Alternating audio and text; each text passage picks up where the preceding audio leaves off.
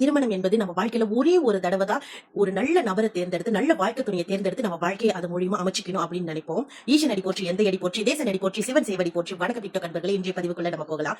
திருமணம் என்பது சொர்க்கத்துல நிச்சயிக்கப்படுது அப்படின்னு சொல்றாங்க. அதுவும் மறுக்கிறதுக்கு இல்ல. அதே நேரம் நம்ம தேர்ந்தெடுக்கிற வாழ்க்கை துணை வந்து நம்ம கூட கடைசி மட்டும் டிராவல் பண்றாங்களா, பண்ணணும் அப்படின்றதுதான் பெரும்பாலோட ஆசை. நம்மளுடைய ஆசையுமே அதுதான். கண்டிப்பா அந்த ஆசையினாலதான் நம்ம வந்து ஒருத்தர் மேல ஒருத்தரா இருக்கலாம், ஒருத்தவங்களா இருக்கலாம், அவங்க மேல நம்பிக்கை வச்சு நம்ம இந்த திருமண வாழ்க்கைக்குள்ள போறோம். சோ இன்னைக்கான பதிவு என்னன்னு பாத்துக்கிட்டா, நீங்க ஒன்னா நம்பரா, நீங்க ஒன்னா நம்பர்ல பிறந்திருக்கீங்களா? ஒன்னா நம்பர் மட்டும் இல்லங்க, 2ஆம் நம்பரா இருக்கட்டும், 3ஆம் நம்பரா இருக்கட்டும், 4ஆம் நம்பரா இருக்கட்டும், 5, 6, 7, 8, 9 இருக்கட்டும். நீங்க ஒரு ஒன்னா நம்பரா இருந்தா, எக்ஸாம்பிள் இது எல்லா நம்பருக்கும் சாரும். நீங்க ஒன்னா நம்பரா இருந்தா, நீங்க ஒன்னா நம்பர் பர்சன் உங்களுடைய வாழ்க்கை துணை ஒன்னா நம்பரா தேர்ந்து எடுக்காதீங்க. முடிஞ்ச அளவுக்கு அவாய்ட் பண்ணுங்க.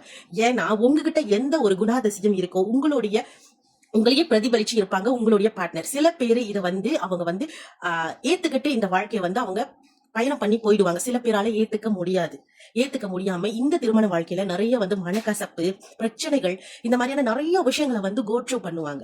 சில பேர் வந்து ஏனோ தானோன்னு அந்த கல்யாண வாழ்க்கை வாழ வேண்டிய ஒரு சூழலுக்கு தள்ளப்படுறாங்க. இது மறுக்கிறதுக்கு இல்ல. அதேதான், நீங்க 2ஆம் நம்பரா இருக்கலாம், 3ஆம் நம்பரா இருக்கலாம், அன்டில் 9ஆம் நம்பர் வரைக்கும் நீங்க 5ஆம் நம்பரா இருந்தா கூட 5ஆம் நம்பரா உங்க பார்ட்னரை முடிஞ்ச அளவுக்கு தேர்ந்து எடுக்காதீங்க. ஏன்னா உங்களை தான் அவங்க பிரதிபலிப்பாங்க. அதான் சொல்றேன், சில பேரால அதை ஏத்துக்க முடியும். சில பேர் வந்து அந்த வாழ்க்கையை சந்தோஷமா வாழ்றாங்க, இல்லைன்னு நான் சொல்லல. ஆனா முக்கால் வாசிலும் உங்களுடைய நம்பரை சார்ந்தவங்களே நீங்க தேர்ந்தெடுத்துட்டீங்கன்னா, இதுதான் நீங்க செய்யற தவறு. உங்களால அவங்க கூட சலிச்சுக்கிட்டு இந்த வாழ்க்கைய வாழ வேண்டிய ஒரு சூழல்ல சில பேர் இருக்கலாம். சில பேர் பிரிஞ்சே போயிடுவாங்க, இந்த வாழ்க்கை வேணாம் அப்படின்னு சொல்லிட்டு. சோ இந்த மாதிரியான மனக்கசப்பெல்லாம் நீங்க தவிர்த்துக்கணும்னா, நீங்க எந்த நம்பரோ அந்த நம்பரை சார்ந்த வாழ்க்கை துணையை தேர்ந்து எடுக்காதீங்க. முடிஞ்ச அளவுக்கு அவாய்ட் பண்ணிக்கோங்க. அப்படி ஒருவேளை தேர்ந்தெடுத்து வாழ்ந்துட்டு இருக்கீங்கன்னா, சில பேரோட வாழ்க்கை மட்டும் இருந்தா சந்தோஷமா இருக்கும். மெஜாரிட்டி வந்து அவங்க ஏனோ தானோட தான் இந்த வாழ்க்கை வாழ்ந்துட்டு இருப்பாங்க. ஒண்ணு பிள்ளைங்களுக்காக இல்ல, சமுதாயத்துக்காக தான் இந்த வாழ்க்கை வாழ்ந்துட்டு இருப்பாங்க.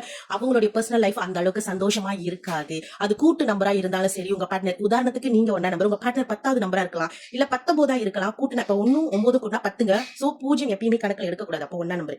சோ அந்த மாதிரி 1 வர்றப்ப நீங்க உங்க பார்ட்னரும் ஒன்னா நம்பரா வராங்கன்னா, அது 1 மட்டும் இல்ல, 2ஆ இருக்கலாம், 3ஆ இருக்கலாம், 9 வரைக்கும் எந்த நம்பரா இருக்கலாம். நீங்க எந்த நம்பரோ அந்த நம்பரை சார்ந்த வாழ்க்கை துணையை தேர்ந்தெடுக்கிறத நீங்க தவிர்த்துக்கிறது ரொம்ப நல்லது. உங்க வாழ்க்கை வந்து நீங்க தான் நல்ல வகையில முடிஞ்ச அளவுக்கு அமைச்சிக்கணும்.